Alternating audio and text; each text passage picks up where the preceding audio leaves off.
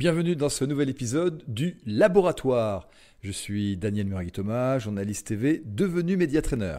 Aujourd'hui, nous allons parler prise de parole en public, mais également écriture.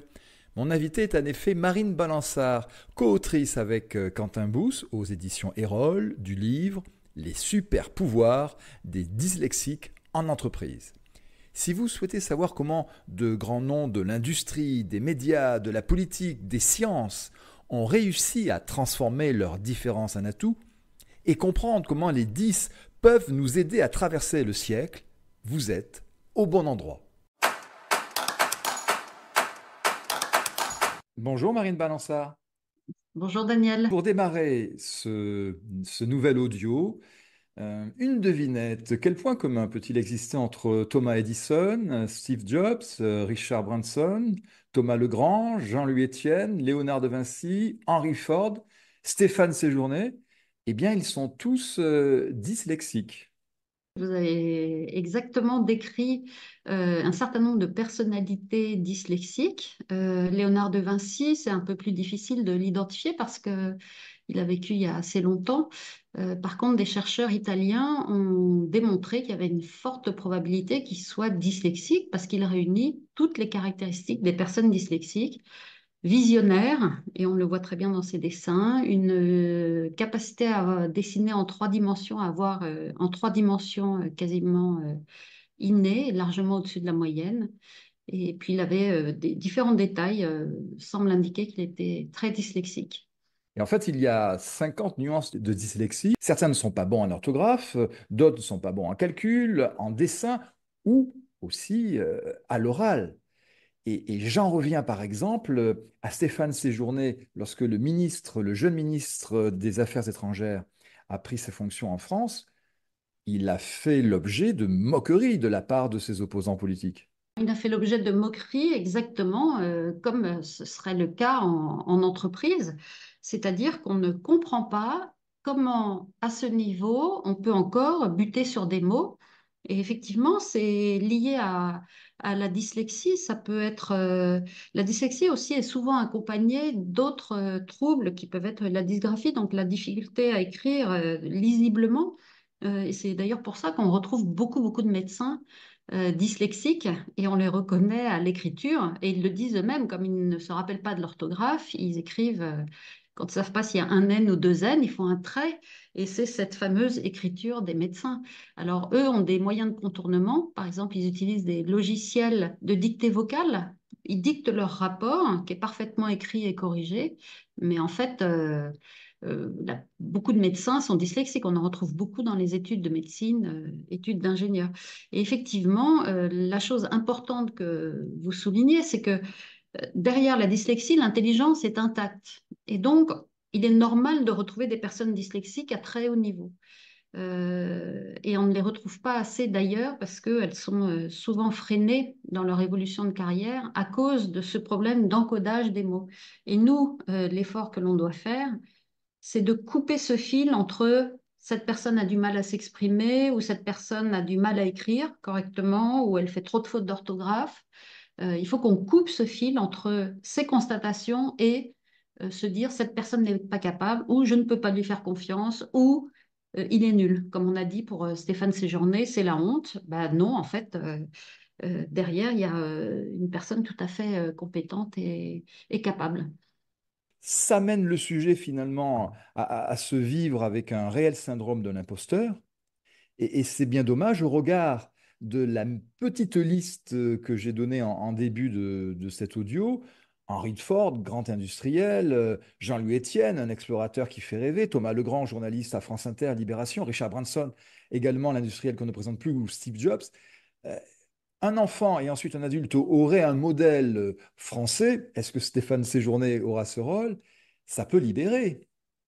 Effectivement, nous avons cherché le Richard Branson français, parce que Richard Branson est un milliardaire anglais, dyslexique, qui a quitté l'école à 15 ans et qui a fondé un empire, qui n'est pas millionnaire, il est milliardaire. Et maintenant, il envoie des véhicules dans l'espace, des engins spatiaux.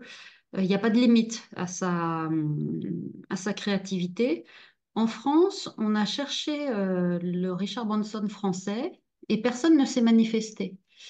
Alors, il y a deux possibilités. Soit il n'a jamais passé les étapes qui lui ont permis d'arriver au top des entreprises. Ça, c'est une possibilité, non nulle.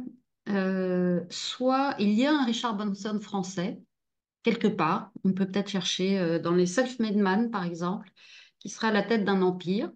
Mais il n'a pas encore, ou elle n'a pas encore, l'envie ou la possibilité de le dire, ou pense que ça n'apporterait rien. Ce qui fait qu'en France, effectivement, on a un énorme déficit de rôle modèle. C'est-à-dire que un jeune dyslexique, bah, il n'a pas vraiment de modèle de réussite français. Alors, on a quand même des gens comme Jean-Louis Etienne, qui s'est aperçu effectivement qu'il était dyslexique, qui est un aventurier, comme beaucoup de personnes dyslexiques. Stéphane Séjourné, je ne sais pas. En tout cas, il ne veut plus en parler. Il a donné une interview aux Parisiens et puis maintenant il ne veut plus en parler. C'est voilà, il l'a dit, pas de suite là-dessus. Euh, et je reviens juste sur ce que vous avez dit sur le fait que les personnes dyslexiques peuvent être atteintes du syndrome d'imposteur ou être vues comme des personnes qui procrastinent en entreprise. En fait, c'est tout le contraire. Ce sont des personnes qui travaillent peut-être 3 ou 4 fois plus que les autres. Et simplement, chaque fois qu'on leur demande de passer par l'écrit, ça va constituer un frein. Et donc, par exemple, si un collaborateur dyslexique vient vous voir en disant j'ai une super idée pour tel business et que vous lui demandez un rapport par écrit en disant ce qu'on dit tout le temps, hein, fais-moi une note, et bien là, tout à coup, vous l'empêchez. Voilà. Vous ralentissez considérablement sa pensée, ses capacités d'expression. Et donc, on va dire, ah ben, il procrastine, il m'a pas fait ma note. Une semaine après, vous l'aurez toujours pas. C'est juste qu'il va y passer beaucoup plus de temps que ce que vous y passeriez. Euh, et donc il y a deux syndromes qui sont assez, quand on va à l'excès, c'est soit la procrastination, c'est-à-dire on ne fait pas, et puis donc on va prendre la responsabilité de sa propre chute en entreprise, soit on fait 10 fois plus que les autres, et là on finit en burn-out. Et c'est les deux extrêmes auxquels sont confrontées les personnes dyslexiques, mais pas que, hein, il y a d'autres formes de difficultés ou de troubles qui peuvent conduire à ça, mais disons que ce sont les deux extrêmes. Mais entre les deux, on voit souvent des gens qui travaillent 3 fois plus que tout le monde, qui ne prennent pas de pause déjeuner, qui ramènent du travail à la maison, qui travaillent avec leur conjoint pour faire corriger ou avec ils ont des espèces d'amis ou ressources cachées pour relire leurs rapports et tout ça. Souvent les conjoints, voilà, mais les dyslexiques sont d'énormes travailleurs, en fait. Hein. Voilà, un dyslexique dont on n'a pas parlé, c'est Steven Spielberg. Voilà, le storytelling, l'image. Donc lui, il lit un scénario, il met 5 fois plus de temps que tout le monde. Et il avait tellement honte de sa dyslexie qu'il ne l'a dit qu'il y a 4 ou 5 ans. Et il a dit, voilà, et il a déclaré, pour comprendre le puzzle qui me constitue, bah, il y a une chose que j'ai pas dit, c'est que je suis dyslexique et les films m'ont sauvé de la honte. Voilà, c'est ce que dit Steven Spielberg.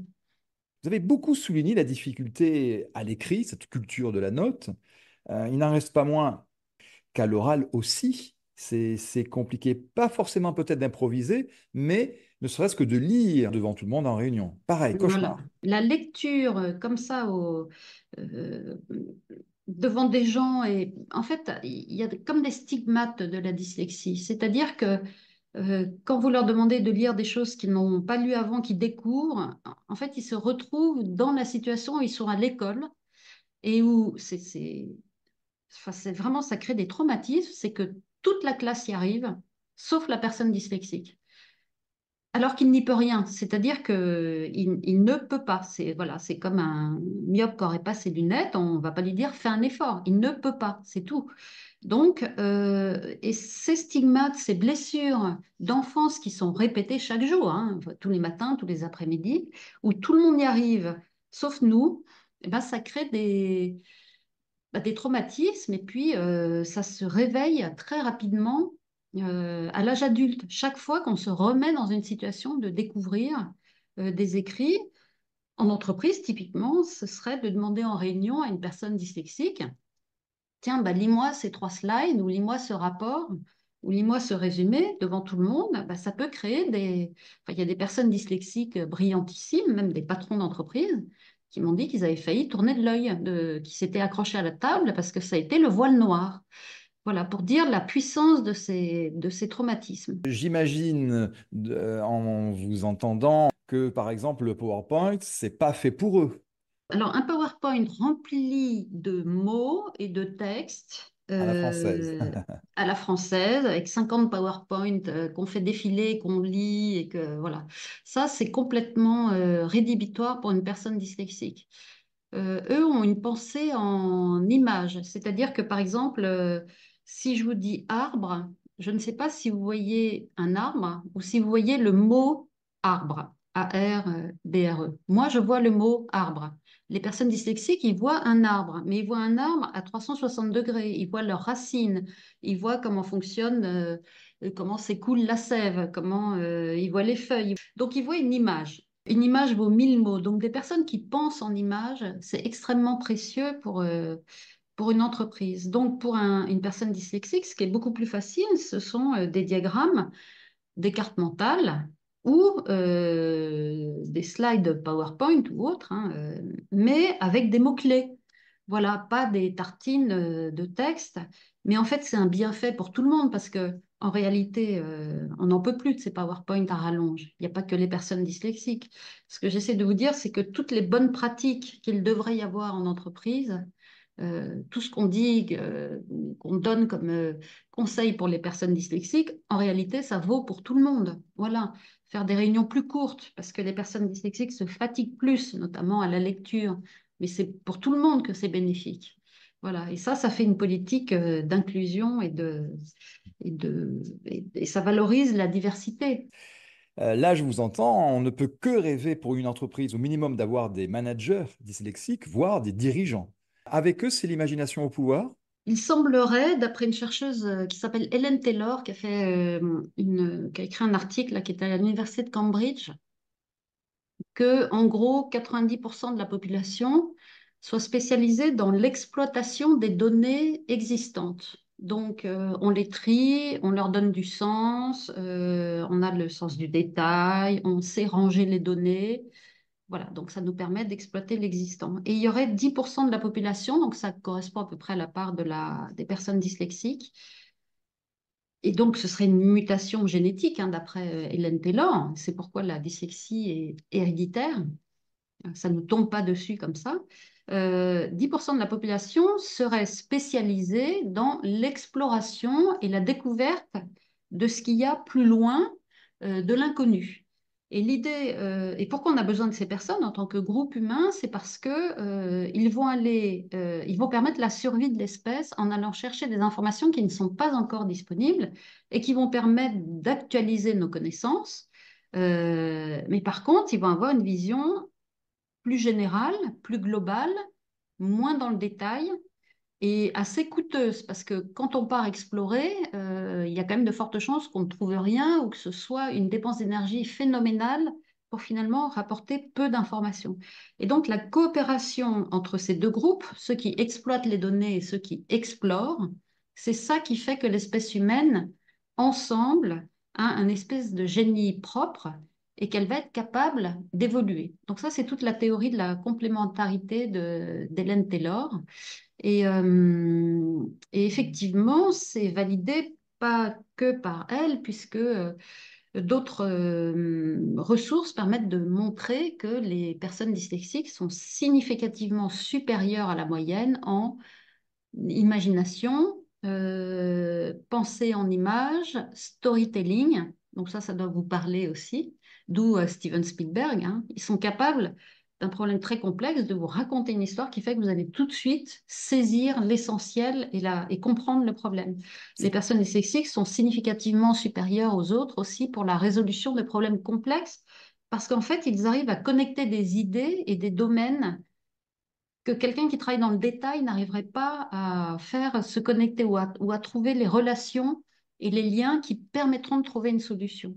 Et puis, ils ont une imagination, comme vous le disiez, énorme, qui fait que, en fait, ils vont penser le futur et enfin, ils ont une pensée qu'on appelle systémique, c'est-à-dire qu'ils arrivent à penser l'ensemble du système. Et Dieu sait qu'aujourd'hui, c'est important, puisque les systèmes sont tellement complexes qu'on n'arrive plus à comprendre ce qui se passe vraiment. Donc c'est un appel hein, voilà, à la réflexion pour toutes les entreprises en interne et toutes les organisations. C'est est-ce qu'on a vraiment assez de diversité cognitive autour de la table? Au niveau stratégique, pas au niveau N-50. Voilà, c'est une vraie question. Imaginons qu'une entreprise ait une personne dyslexique dans ses collaborateurs. Elle est jeune, et comme beaucoup de jeunes collaborateurs, s'il ne se plaît pas et qu'il est compétent, il va aller ailleurs.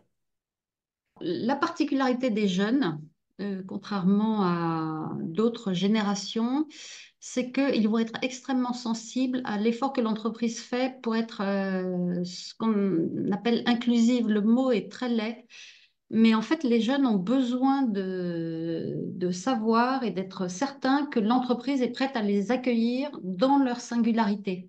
Euh, et donc, ça, c'est vraiment spécifique à la jeunesse et ils n'auront pas de tolérance pour des entreprises qui font semblant d'être inclusives, qui disent oui, vous pouvez être venez tel que vous êtes, comme dirait une grande enseigne. Mais donc, les entreprises ont quand même tout intérêt à travailler sur ce côté sociétal, cet aspect sociétal de, de la RSE, en fait, de leur responsabilité sociale et environnementale. Les entreprises, jusqu'à maintenant, ont beaucoup travaillé sur l'empreinte environnementale et pas assez sur l'aspect sociétal. Travailler sur la dyslexie et la diversité cognitive, c'est une façon de travailler l'aspect sociétal. Et au quotidien, pour une entreprise, y a-t-il des écueils à éviter? Je pense par exemple au rendez-vous de l'entretien annuel d'évaluation. Mais déjà, si vous voulez mettre en difficulté une personne dyslexique, vous lui demandez de tout écrire avant. Et là, vous êtes sûr d'avoir de la mettre en difficulté, de la mettre dans de mauvaises dispositions ou de la gêner.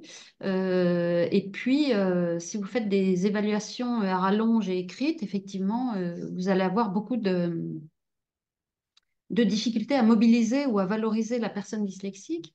Et puis, dans les entretiens annuels d'évaluation, il faudrait quand même réfléchir à mettre, en fait, toutes les compétences des personnes dyslexiques euh, gagnent à être valorisées. Ce n'est pas toujours le cas dans dans les entretiens d'évaluation. Par exemple, une personne dyslexique, on sait que ce sont plutôt des explorateurs.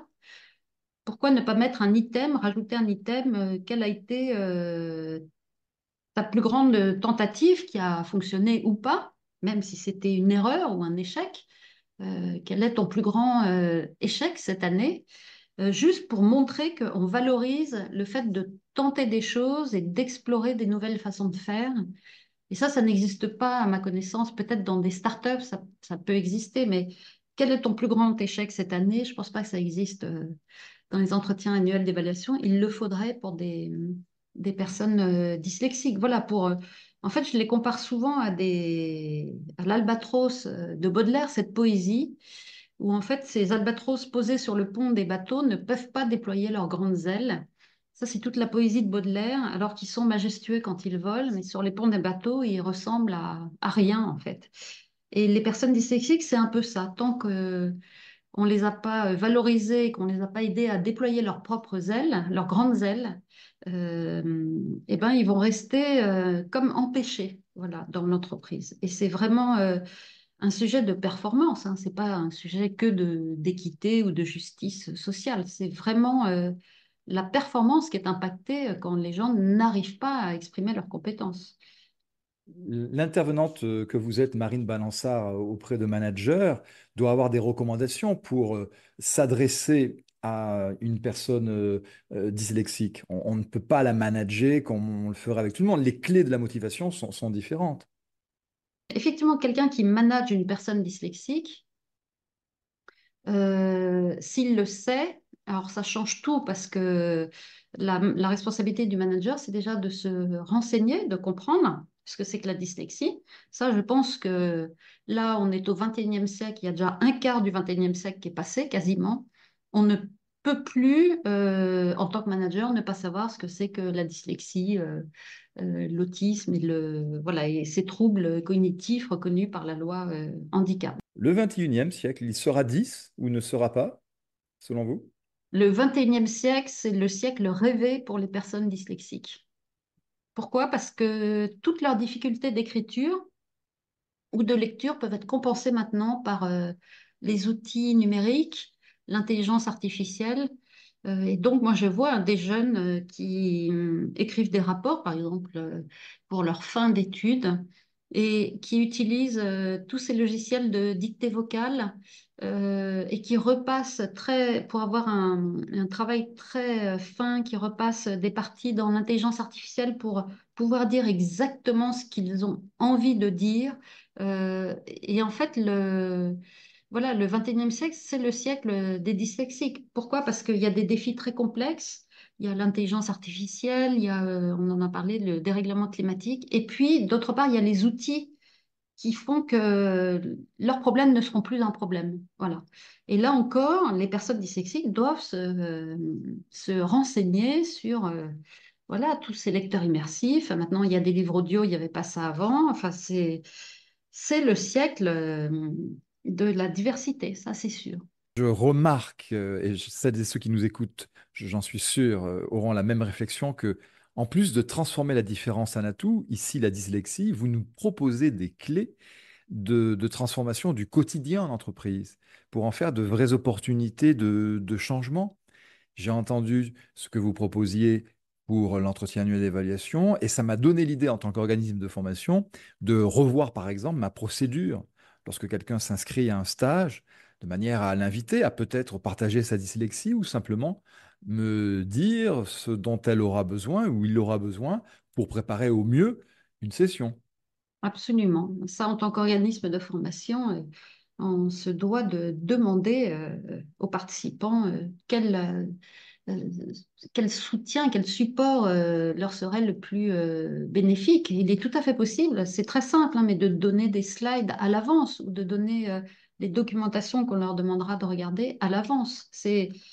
En fait, toutes ces bonnes pratiques sont valables pour l'ensemble des entreprises. Et encore une fois, c'est vraiment un sujet de performance et de...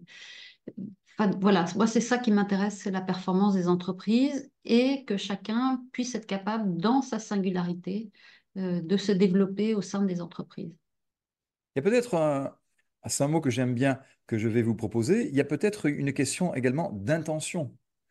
L'intention que chaque collaborateur puisse apporter le meilleur de lui-même ou d'elle-même au service de l'organisation. Exactement, l'intention est clé, c'est primordial et en fait, tout est en train de se construire au sein des entreprises. Donc, il peut encore y avoir des maladresses, ou il peut encore y avoir... le pire qui puisse arriver, c'est que l'entreprise affiche une intention, mais que dans la réalité, ce soit juste pour s'assurer que les investisseurs vont être convaincus qu'il y a une politique inclusive, etc. Donc ça, vaut mieux rien dire que d'afficher des intentions qui ne sont pas suivies des faits. Et encore une fois, tout est en construction. Les entreprises passent progressivement de...